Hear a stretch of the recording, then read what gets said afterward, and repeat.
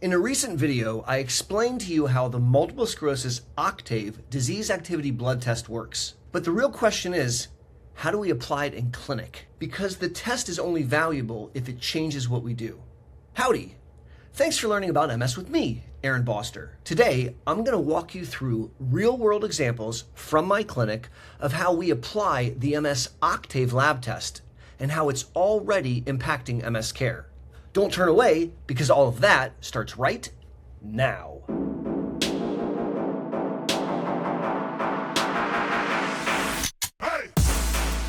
Before we jump into cases, let's level set. The MS Octave DA test is a blood test. It's a biomarker that teaches us about your MS disease activity. If you haven't seen my first video where I explain it in some detail, certainly check it out by clicking that card. Now, the MS DA Octave test is not a magic crystal ball. It doesn't replace an MRI, but it's a very useful tool which teaches us about the degree of inflammation that you have with your MS at present. And I want to go through several cases in clinic where I can demonstrate to you how the test has helped us change medical management. So let's jump in.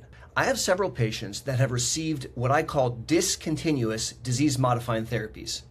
Medicines like Limtrada or Mavenclad, where you dose and then you stop dosing and you don't retreat unless they have new disease activity. Take, for example, someone who received Limtrada 7 years ago. They haven't been on any MS therapies the whole time.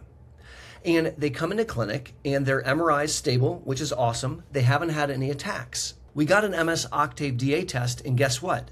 It was an 8. It was very, very elevated.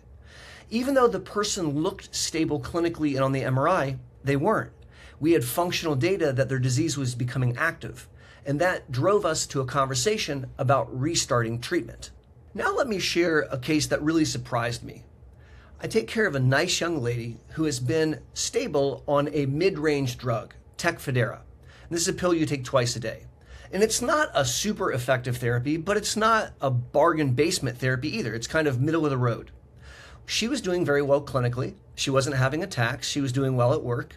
And her MRI was stable. And so we were feeling really good until her Octave came back.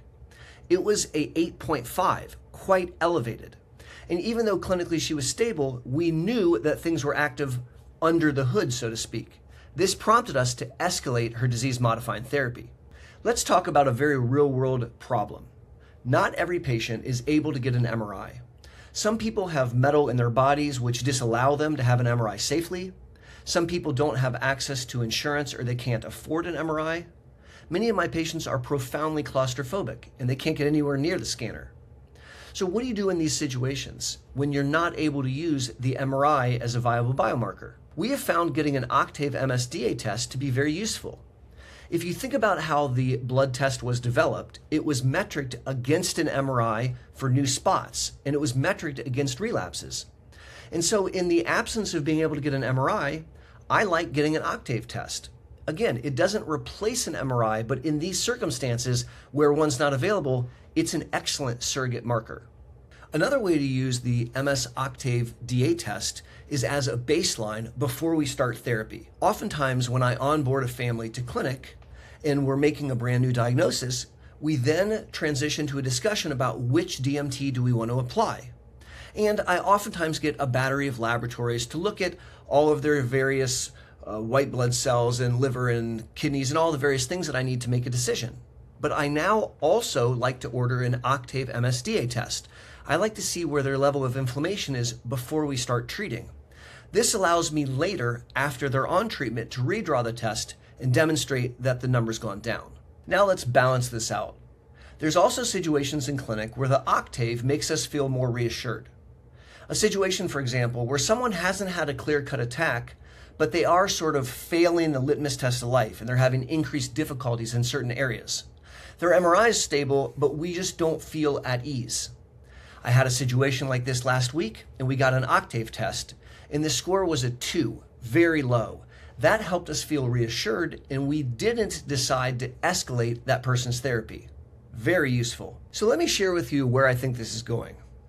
In the future, I expect that the blood test will be covered by all insurance carriers. And in that situation, it's my intention to order the test every 3 months in my patients so I can get a running tally to see their level of inflammation. And if that score is low and consistently low, I'm probably not going to want to get an MRI as often as I currently do. Maybe we would only do an MRI, say, once every 2 years, as long as the octave is stable. And if the octave spikes, I'm probably going to jump in with a new scan. This is a game changer, and I'm very excited about what the future holds. So here's the bottom line. This blood test can help us detect inflammation that we can't easily see. It gives us a window into the biology of MS now.